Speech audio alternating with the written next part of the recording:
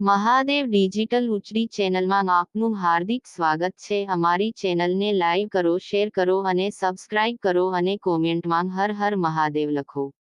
તળાજાના ઉચડી ગામે ઉચડિયા મહાદેવના મંદિરે દીપમાળા યોજાય। જ્યારથી ઉચડિયા મહાદેવના મંદિરની પ્રાણ પ્રતિષ્ઠા થઈ ત્યારથી દર સોમવારે દીપમાળા કરવામાં આવે છે।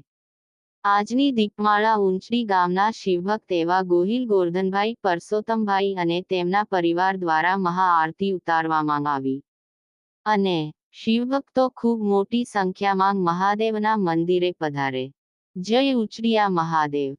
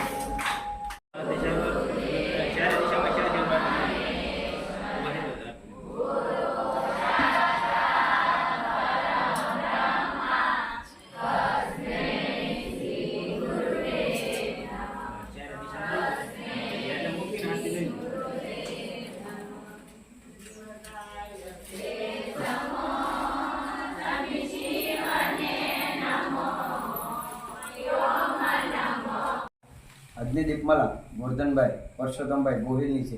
તો ભગવાન શિવ મૂછડિયા મહાદેવ એમને ને એમના પરિવારને ખૂબ સુખ શાંતિ અને સમૃદ્ધિ આપે એવી આપણે મૂછડિયા મહાદેવના શરણોમાં પ્રાર્થના કરીએ. જય ભગવાન. આમ તો ચાલુ છે, ચારે બાજુ વાવણી થઈ ગઈ છે, પણ ઊંચડી ગામ એમાંથી બાકાત હોય. આજુબાજુના ગામડામાં પણ વાવણી લાયક વરસાદ નથી થયો. તો ભગવાન શિવને એવી પ્રાર્થના કરતા જાજો ભાઈ આવતો સોમવાર આવે ત્યાં સુધી બધા કપાસિયા નાખી દે. બરોબર ને? બીજી વાર નાખ્યા છે ઘણા. હા, એટલે બાકી છે, ઘણા બાકી છે. પણ એક સરસ મજાની મારી વાત, એક ડોક્ટર ખૂબ ખુશ રહે. એના મિત્રે એમને પૂછ્યું કે ભાઈ તું હર હંમેશ માટે આટલો બધો ખુશ કઈ રીતનો રહી શકે છે? એટલે એમના મિત્રે એમને પૂછ્યું કે ભાઈ ડૉક્ટરને પૂછ્યું તું આટલો બધો ખુશ કઈ રીતનો રહી શકે છે એમ. ત્યારે ડૉક્ટરે એમને કીધું કે ભાઈ હું મારી જે દવા છે ને એના ઉપરથી ખુશ રહી શકું છું. એટલે એમના મિત્રને એમ થયું કે ભાઈ ડૉક્ટર છે ખૂબ સુખી સંપન્ન છે એટલે ખુશ રહેતા છે. પણ એવું નથી, મારા દવા છે એના પાછળનું તાત્પર્ય છે ને એનાથી હું ખુશ રહી શકું છું એમ.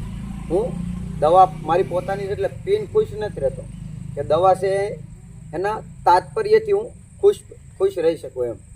કે તો એનું તાત્પર્ય સમજાવો. એટલે એમનો મતલબ છે એના મિત્રની ડૉક્ટર છે એ સમજાવે કે એક ચોકલેટ હોય, આપણે પ્રસાદીમાં ચોકલેટ આવે એટલે બધા ખાઈને પછી આમ અંદર ચગળીએ ને એટલે ગળી લાગે એટલે આપણને મજા આવે.